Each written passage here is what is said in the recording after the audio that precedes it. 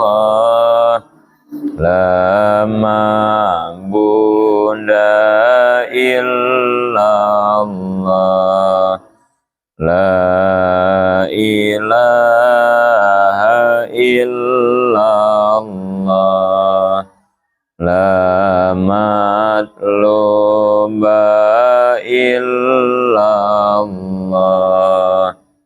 la ilaha illallah,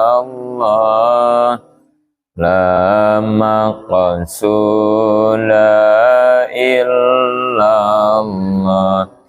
Bismillah tawakkalna ala Allah, la haula wa la quwwata illa billah. Astaghfirullahaladzim, astaghfirullahaladzim, astaghfirullahaladzim wa atubu ilaih. Al-Fatihah.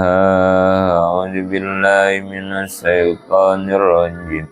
Bismillahirrahmanirrahim. Alhamdulillahi rabbil alamin. Ar-Rahmanir-Rahim. Maliki yaumiddin. Iyyaka na'budu wa iyyaka nasta'in. Ihdinas siratal mustaqim. Siratal ladzina an'amta 'alaihim ghairil maghdubi 'alaihim waladdallin. Amin. Rabbi jidni ilma warzuqni fahma walhiqni bis-sholihin birahmatika ya arhamar rahimin.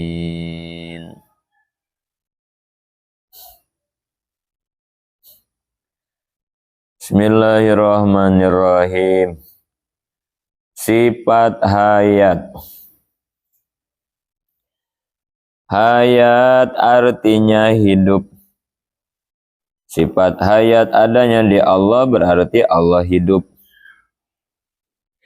Hidup adalah salah satu sifat yang menetap pada suatu zat.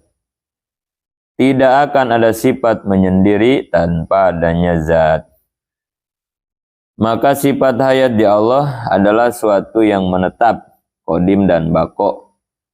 Tidak pernah zat Allah kosong dari hayat. Dan sifat hayat pun tidak pernah lepas dari Allah. Hayatnya Allah berbeda dengan hayat makhluk. Hidup di Allah dengan hidup di kita, di makhluk beda. Sebab hidupnya Allah bukan dengan nyawa, bukan dengan paru-paru buat napas atau yang lainnya. Bukan dengan basah seperti kayu, keras seperti batu, tapi hidup Allah mah dengan hayat, dengan sifat hayat ya.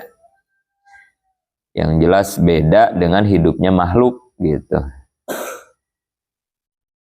Oleh sebab itu maka batal pendapat kafir Nasrani yang mengitikadkan bahwa yang disebut Allah itu oknum hayat tanpa zat. Dan batal pendapat kafir Mu'tazilah yang mengatakan hayat Allah itu adalah zat. Jelas itu ya. Jadi hayat Allah, sifat hayat melekat di zat Allah wajib hayat. Hayat Allah, hidup Allah beda dengan makhluk.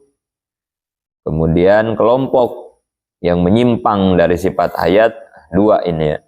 Nasrani dan Mu'tazilah berarti. Kemudian ta'aluk sifat hayat, karena hayat termasuk sifat mani, maka hayat mempunyai ta'aluk. Hanya kemarin kan dikatakan ya, hayat itu tidak ada ta'aluknya ya. Maksudnya ta'aluknya cuma satu hayat mah, yaitu ta'aluk ibadah saja, kegunaan. Berarti tidak ada ta'aluk tarotub, tidak ada ta'aluk ta'diyah ya. Apa kegunaan hayat? Yaitu litashih. Apa litashih? Untuk mengesahkan. Mengesahkan apa? Adanya sifat yang lain di Allah. Sebab kalau Allah tidak hayat, tidak hidup, Allah mati, maka tidak akan mempunyai sifat yang lain. Ta'alluq tarotub. Hanya sifat hayat tidak mempunyai ta'alluq ta'diyah. Tapi walaupun demikian, sifat hayat termasuk sifat istiqor, sifat yang selalu dibutuhkan makhluk. Karena sifat kudrat iroda termasuk ibtikor yang kesemuanya tidak akan terwujud tanpa adanya sifat hayat. Tentang penjelasan ibtikor akan dibahas nanti pada bagian tersendiri. Jadi berarti ta'alluq ibadah hayat itu apa itu?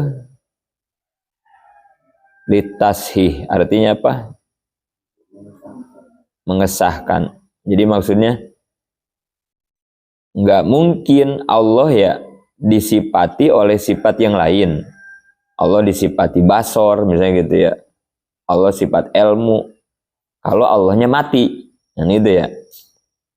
Mungkin nggak Allah disifatin basor tapi Allahnya mati? Mungkin. Nggak bakalan ya. Nggak mungkin seseorang itu disebut kuasa kalau orangnya mati kan gitu. Nggak mungkin ya. Maka jelas hidup di Allah, sifat hayat di Allah untuk mengesahkan sifat-sifat yang lain yang ada di Allah gitu. Jadi dengan adanya hidup, maka kudrat menjadi sah ada di Allah gitu ya. Sama basor jadi sah dan seterusnya gitu ya. Litashih itu begitu ya. Mengesahkan itu fungsi dari sifat hayat atau ta'alluq ibadahnya begitu. Kemudian kebalikan atau perlawanan berarti ya sifat hayat. Karena sifat hayat wajib akli adanya di Allah, maka mustahil Allah mati. Gambaran mati bagaimana? Satu, sama sekali Allah tidak hayat. Allah nggak pernah hidup, mustahil. Kedua, hayatnya Allah tidak qadim. Itu juga mustahil. Allahnya qadim, masa hayatnya nggak qadim. Ketiga, hayat Allah menetap pada zat yang tidak qadim. Mustahil. Atau hayat Allah tidak bako, berarti ada ujungnya, berarti Allah bakal mati nanti. Mustahil ya. Hayat Allah menetap pada zat yang tidak bako, mustahil. Hayat Allah tidak istimror, sewaktu-waktu Allah hidup, sewaktu-waktu Allah mati misalnya ya. Itu juga mustahil. 9, hayat Allah tidak muholapah, hidup mah hidup, tapi hidupnya sama kayak kita misalnya. Allah hidup pakai napas, pakai paru-paru misalnya, mustahil juga ya. D, dalil akli, dalil aklinya. Bila mana Allah tidak hayat, pasti tidak berilmu, tidak kudrat. Jelas ya, kalau Allahnya tidak hayat, berarti Allah mati. Pasti Allah juga gak bakal punya ilmu, gak bakal punya kudrat ya. Secara akalnya begitu ya, secara dalil aklinya. Keadaan demikian mustahil. Kenapa? Sebab telah tersaksi seluruh kekuasaan Allah ya. Jadi kalau Allahnya mati, nggak mungkin Allah berkuasa. Sedangkan sekarang kita menyaksikan hasil kekuasaan Allah kan begitu. Maka jelas Allah itu nggak mati berarti ya. Kemudian dalil naklinya surat Al-Baqarah. Allahu la ilaha illa huwal hayyul qayyum. Allah tidak ada Tuhan selain Dia, hidup kekal lagi terus menerus. Berdiri sendiri, tidak membutuhkan yang lain. Kemudian yang menunjukkan hayat Allah istimror, jadi berarti Allah itu hidupnya terus gitu ya. Allah mah nggak hidup, nggak mati, nggak begitu-begitu ya. Dalilnya yaitu Al-Baqarah ayat 225. La ta'khuzuhu sinatun wala naum. Dia tidak pernah ngantuk dan tidak pernah tidur. Nah ini menandakan bahwa ya Allah mah terus gitu ya, nggak kayak kita. Kita mah ada tidurnya. Tidur itu kan sepertiga mati ya. Orang tidur itu kan sama dengan sepertiga mati gitu. Mati kecil. Orang tidur itu sebutnya mati kecil gitu. Nah Allah mah jangankan mati yang besar, mati yang kecil pun tidak. Bahkan di sini sebutnya ngantuk aja enggak, boro-boro tidur gitu ya. Lagian nggak masuk akal ya. Kalau Allah misalnya ngantuk Atau kalau Allah misalnya tidur, nggak masuk akal nih. Logika kita nggak nerima nih. Bayangin, secara akal aja ini mas, secara syariat.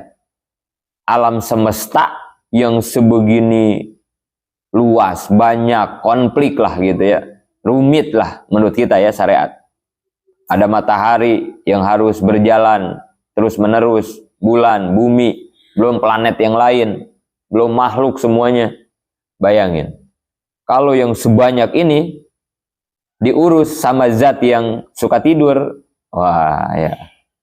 Belum lagi kalau kita ibadah, Tuhannya tidur, aduh, terus kita nyembah siapa? Atau kita berdoa, bangun jam 1 malam, ngantuk-ngantuk dipaksain, sampai nangis-nangis kita ngedoa, nggak tahu Tuhannya tidur, ya. Jadi nggak logis ya, nggak logis banget ya, kalau Tuhan itu tidur atau ngantuk misalnya.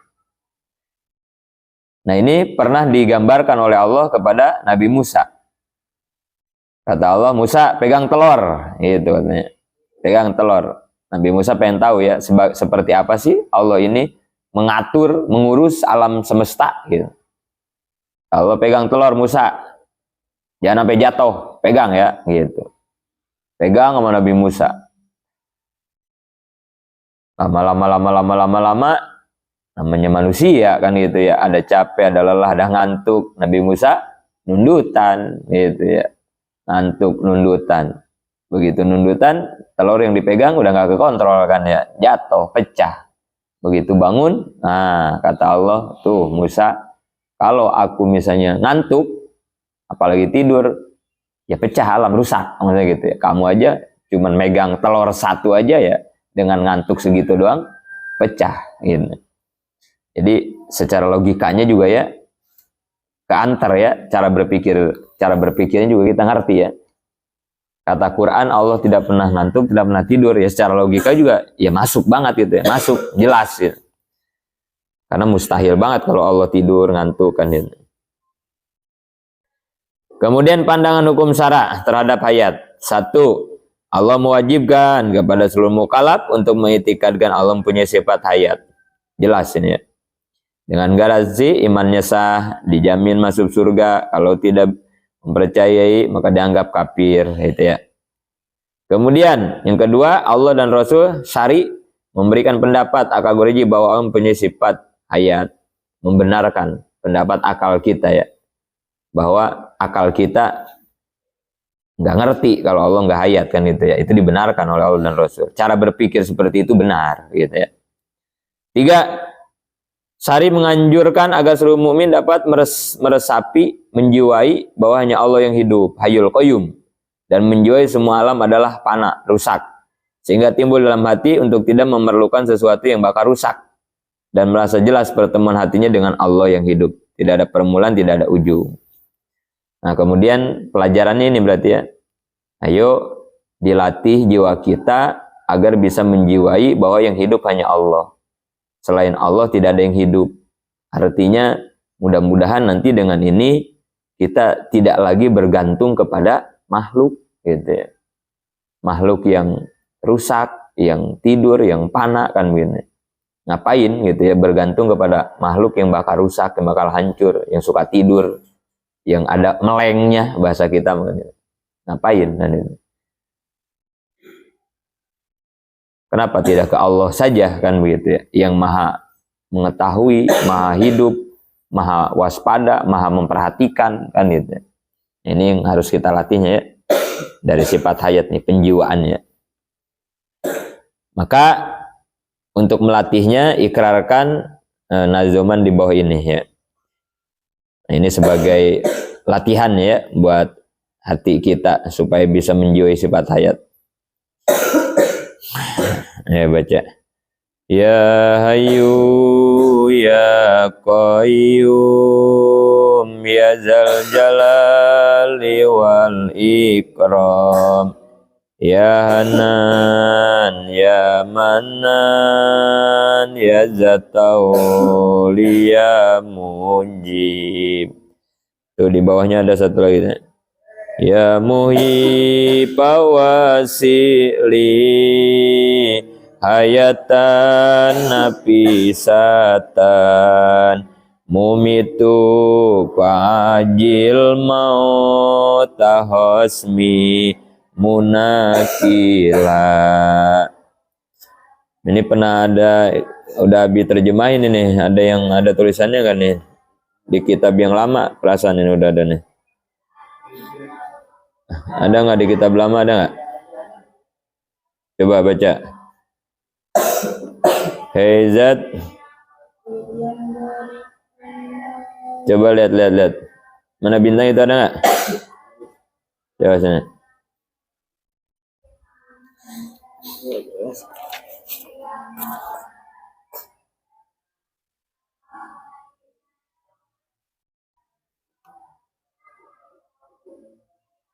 Bang, jelas ini ya. Mana coba? Atau ada nggak yang itu? Coba punya Neng, jelas gak tulisannya? Coba baca, coba apa sih itu bacanya? Zat.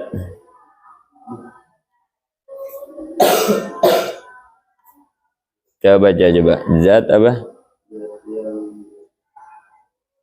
Zat yang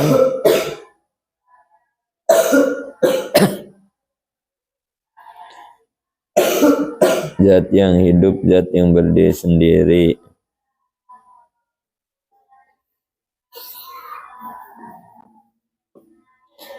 Zat, wahai zat,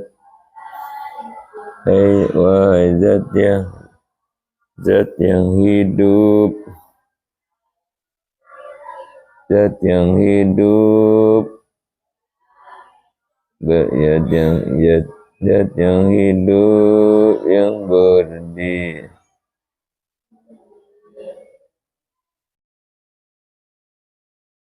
Zat yang memberi hidup.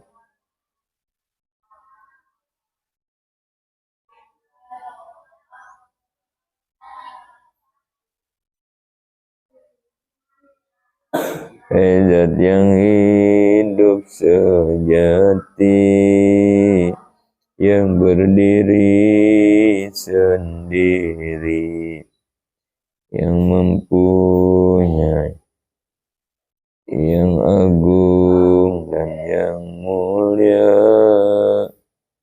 yang memberi karunia, zat yang menangguhkan siksa, zat yang mengabulkan doa. Wahai zat yang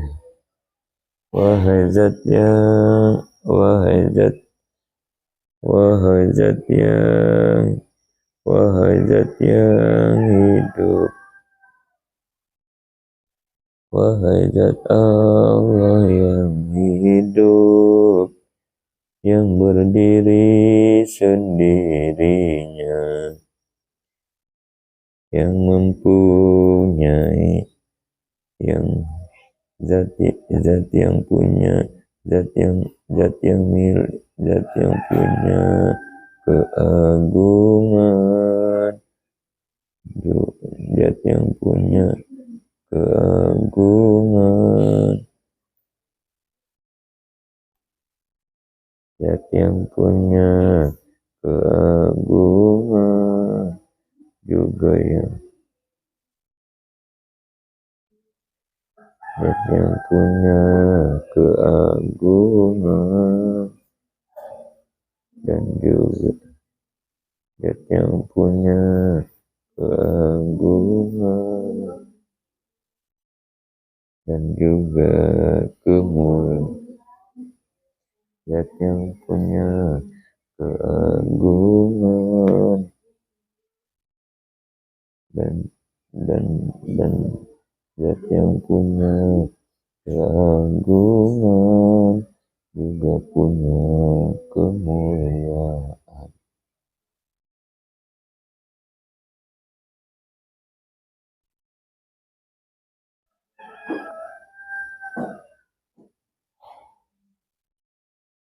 Wahai zat yang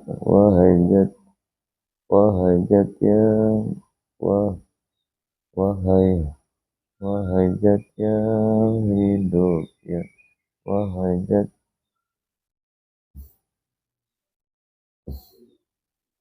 Aku tulis dulu aja, pakai ini pulpen, tulis lah. Wahai zat Allah yang hidup, wahai zat Allah yang hidup, wahai zat Allah yang hidup, zat yang berdiri. Wahai zat Allah yang hidup, ya, wahai zat Allah yang hidup, zat yang berdiri sendiri. Wahai zat Allah yang hidup, zat yang berdiri sendiri. Zat yang punya keagungan, juga punya kemuliaan. Zat yang punya keagungan, juga punya kemuliaan.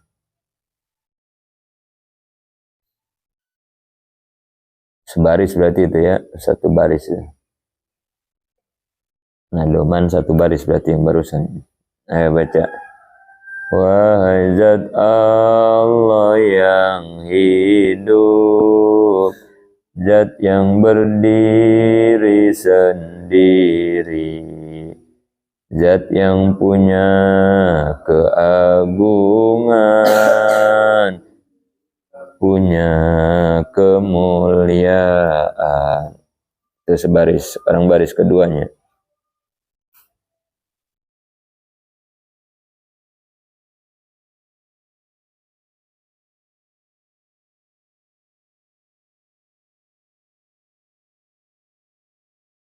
Yang memberi karunia, yang menangguhkan siksa. Yang memberi karunia, zat yang menangguhkan siksa. Yang memberi karunia, zat yang menangguhkan siksa.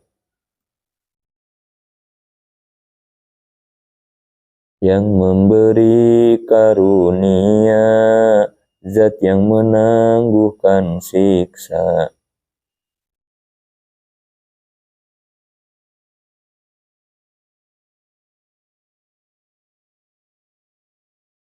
Zat yang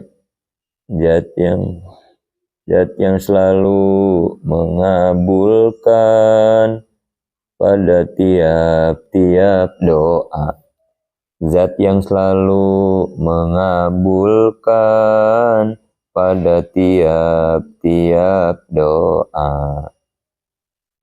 Zat yang selalu mengabulkan pada tiap-tiap dosa. Baca dari atas. Wahai zat yang Allah yang hidup, diri sendiri, yang punya keagungan, juga punya kemuliaan. Yang memberi karunia, menangguhkan siksa, mengabulkan pada tiap-tiap doa. Yang bawah, ya mu'iba wasili hayatan napisatan, mumitu fa'ajil mauta hosmi munakila. Zat yang memberi hidup, lapangkanlah hidup. Wahai zat ya, hai zat yang, wahai zat yang, hai zat yang hai zat yang memberi hidup, lapangkanlah hidup ini. Hai zat yang memberi hidup, lapangkanlah hidup ini.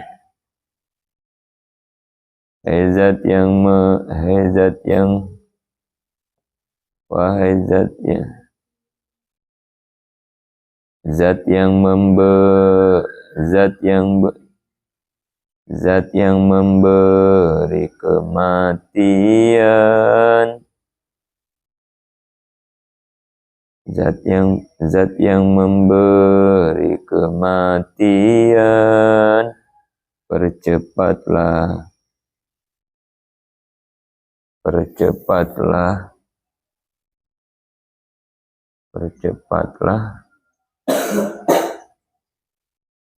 percepatlah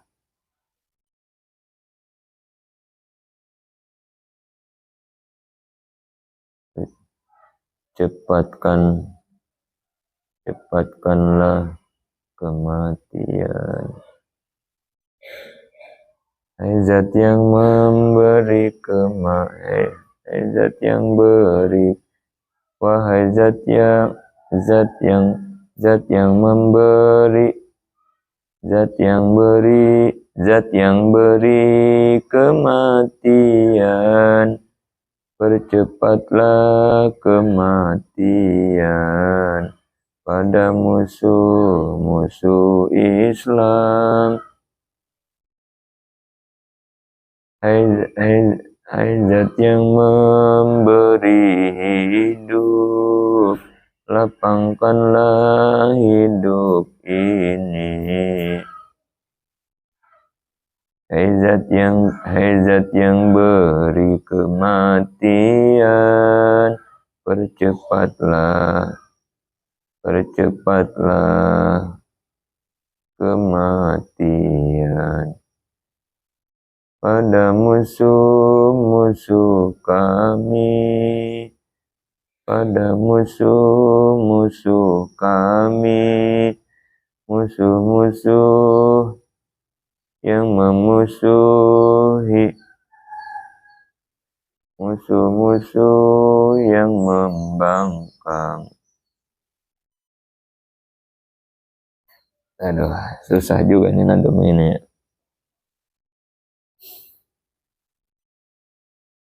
Ntar cari lagi dah artinya ya. Yang atas dulu aja itu yang tadi ya. 3 asma. Yang pertama tadi termasuk Asmaul A'zam, nama yang paling agung. Berdoalah dengan nama tersebut sebagaimana anjuran Allah dalam surat Al-A'raf. Walillahil asmaul husna fad'uhu biha. Jadi ada Asmaul A'zam yang dinadum di atas itu ya. Pertama ya Hayyu, yang kedua ya Qayyum, yang ketiga ya Zal Jalali wal Ikram, yang keempat ya Hanan, kemudian ya Manan, ya Hanan ya Manan itu ya. Ya bahkan kita biasanya ya dibaca semua aja ya Asmaul Husna yang 99 ya.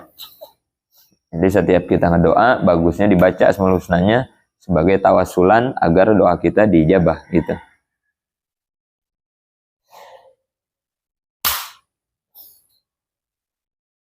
Terus sifat sama, arti sama mendengar. Sifat sama di Allah berarti Allah mendengar. Dan wajib akli, sifat sama pada zat Allah tidak ditangguhkan kepada adanya makhluk, walaupun tidak ada seorang pun yang percaya akan adanya sifat sama. Allah tetap mendengar, jelas ya. Mendengarnya tidak ada awal, tidak ada akhir, qadim.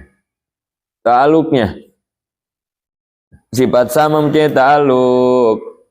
Satu, ta'aluk ibadah, kegunaan. Apa kegunaan sama? Inkisab, Inkisab itu membukakan.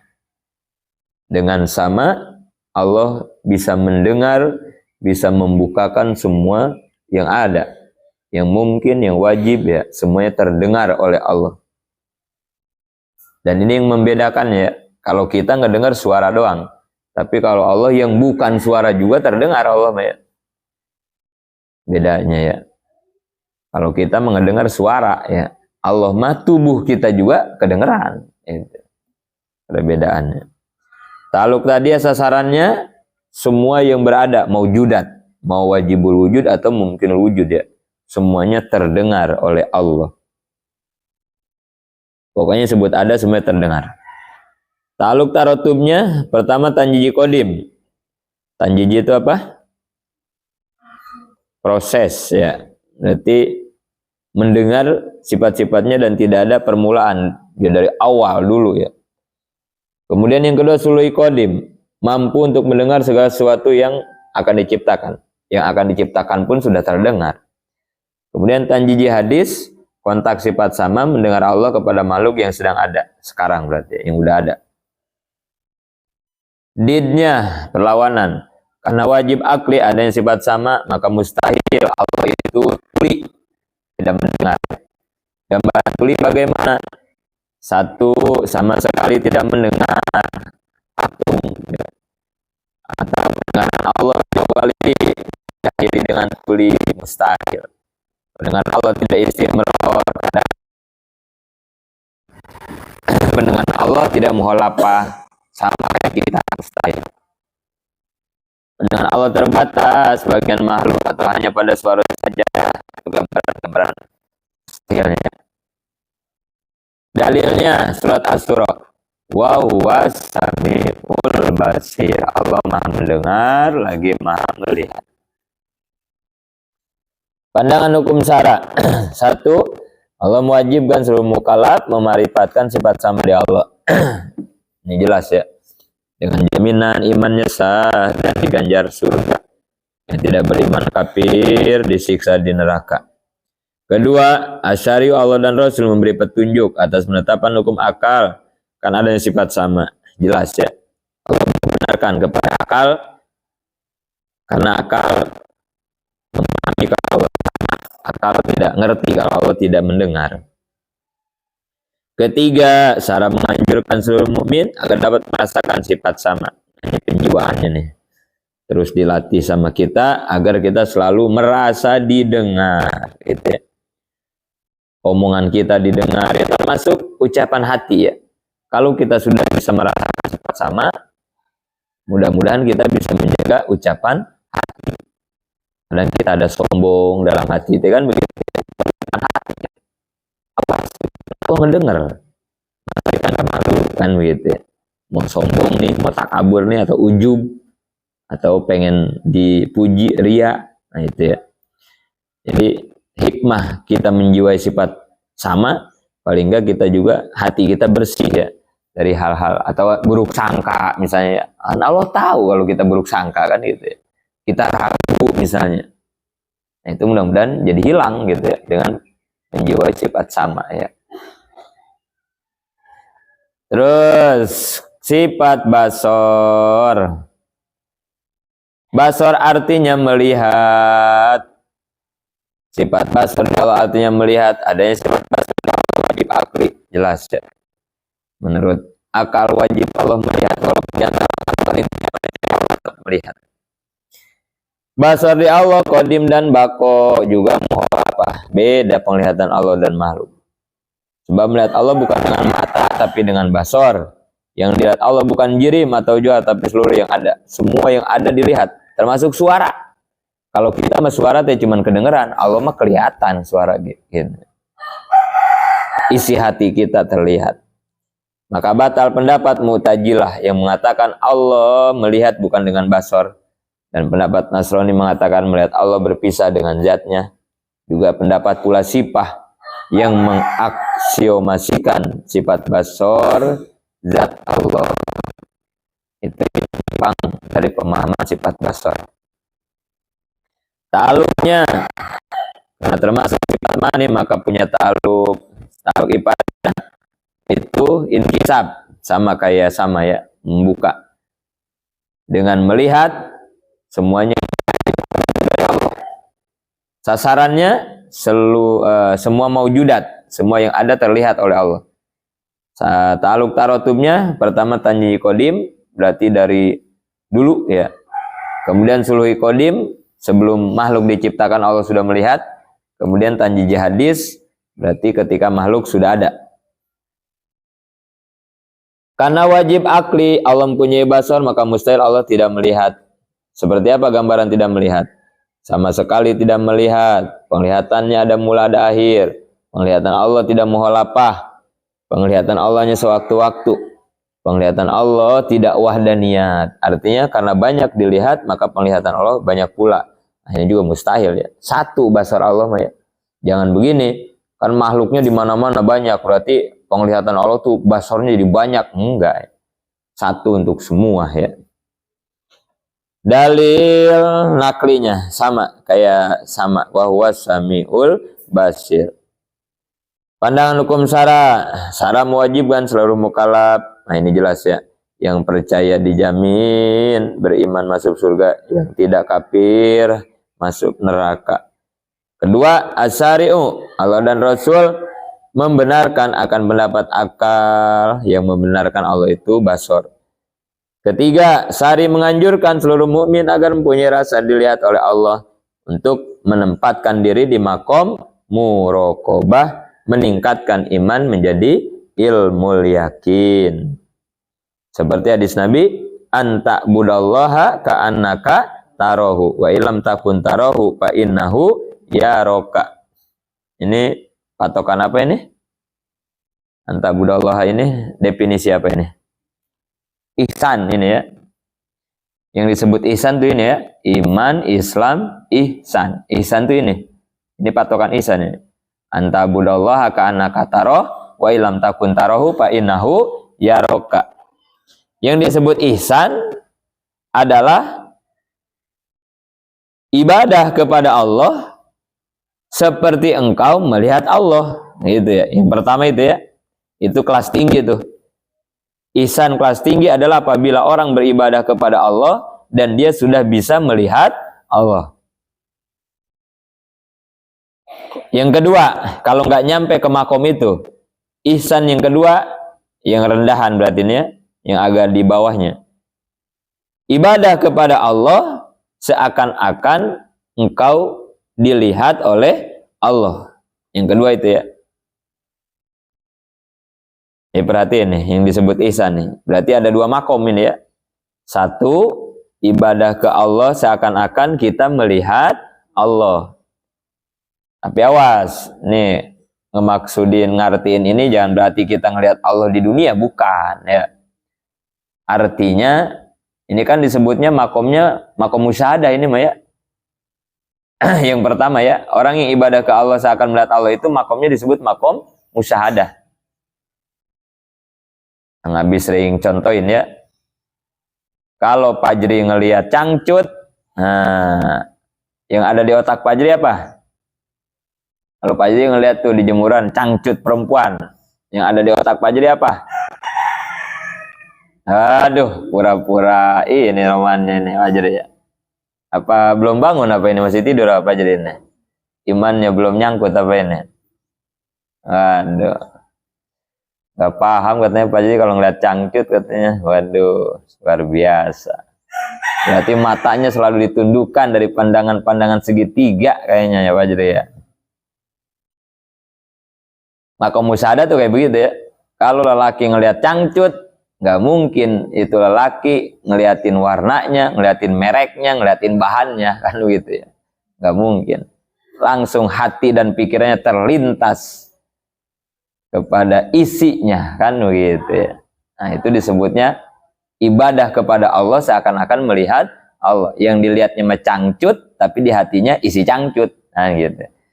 Dilihatnya mah gunung, badannya mah kayak sholat, tapi dia yang dilihatnya bukan gunung gitu ya, tapi sang pencipta gunung. Ketika sholat nggak kerasa dia lagi sholat, tapi dia merasa sedang disolatkan. Nah gitu, maka musyahadat. Jadi apa aja yang dilihat, yang didengar, menjadi sarana jembatan untuk mengingatkan dia kepada sang pencipta. Musyahadah begitu ya.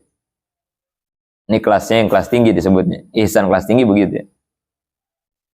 Kalau kita makan ngeliat cangcut, baru ngeliatin cangcutnya doang, mereknya, warnanya. Ngeliat gunung, ya ngeliat gunung aja gitu. Waduh, hebat ya, indahnya. Udah, kita mah sebatas gitu kan ya.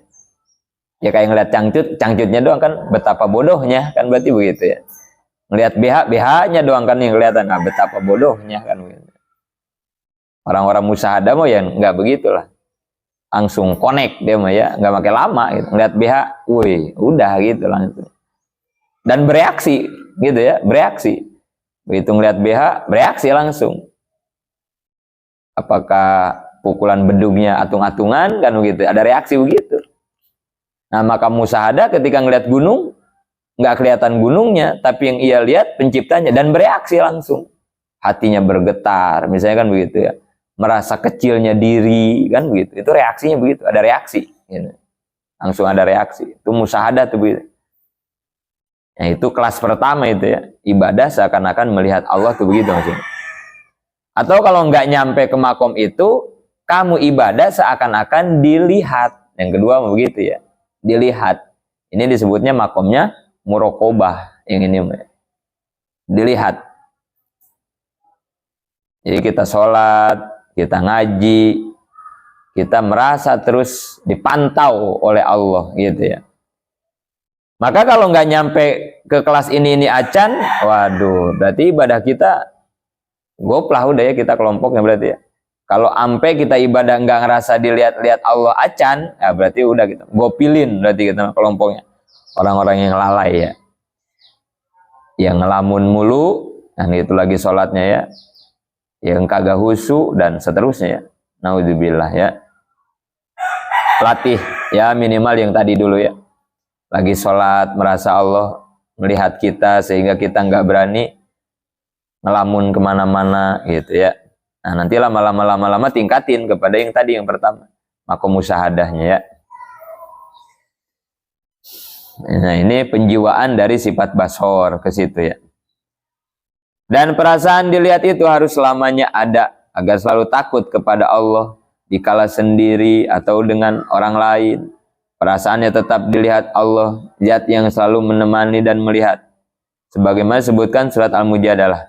Ma yakunu min najwa salasatin illa huwa rabi'uhum wala khamsatin illa huwa sadisuhum. Tidak ada pembicaraan rahasia di antara 3 orang melainkan dialah yang keempat. Jadi kalau kita lagi bertiga, awas. Walaupun kita ngomong bisik-bisik ya, kan ada Allah yang gitu ya, yang keempatnya. Kalau kita ngobrol berlima, ada Allah yang keenamnya ya. Kayak kemarin kata Abi ya, seorang guru ngetes kepada murid-muridnya. Suruh motong ayam tapi cari tempat yang nggak diketahui oleh siapapun ya. Ternyata yang lulus cuma 1 ya, itu ya. Lulus tauhidnya berarti. Dia merasa ya dimanapun nggak ada tempat yang tidak diketahui oleh Allah ya. Dan memang seperti itu kan ya. Mau nyari tempat kemana kan ya.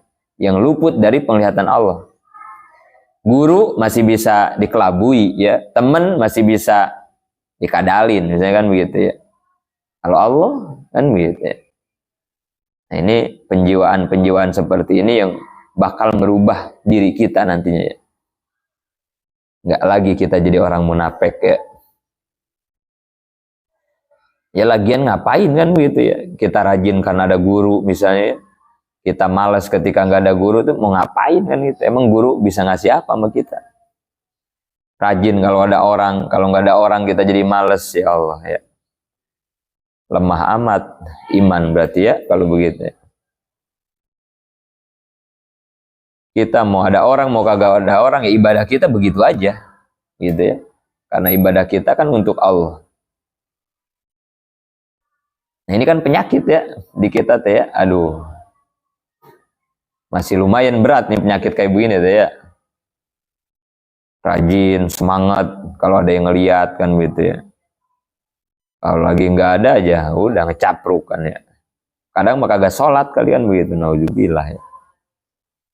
Ini tingkatin sama kita, robah gitu ya. Masa mau begini terus kita kan gitu ya. Parah amat gitu ya. ilmunya udah ngerti kan, itu tinggal praktekin ayo. Itu penjiwaan dari sifat basor. Dalam setiap lingkungan manusia, perasaan hati jangan terpaku sampai di sana. Tapi kalau kita bertiga, rasakan bahwa penglihatan Allah yang keempat. Begitu pula ketika berlima, kita harus mempunyai bahwa penglihatan Allah yang keenam. Dan seterusnya. Walaupun kita sendiri, berarti Allah. Yang kedua, innallaha ma'ana. La tahab wa la tahjan, innallaha ma'ana. Jangan takut, jangan sedih. Kan ada Allah yang selalu menyertai kita. Bahkan aqrabu min hablil warid. Allah itu lebih dekat daripada urat leher. Kenapa kita nggak bisa mulu merasakan dekatnya Allah ya? Berarti Allah udah dekat banget sama kita ya. Ya dasar tadi ya, hatinya hitam oleh dosa kita ya. Jadi banyaknya goplah mulai. Itu yang harus dikikis, dilatih, dimujahadahin.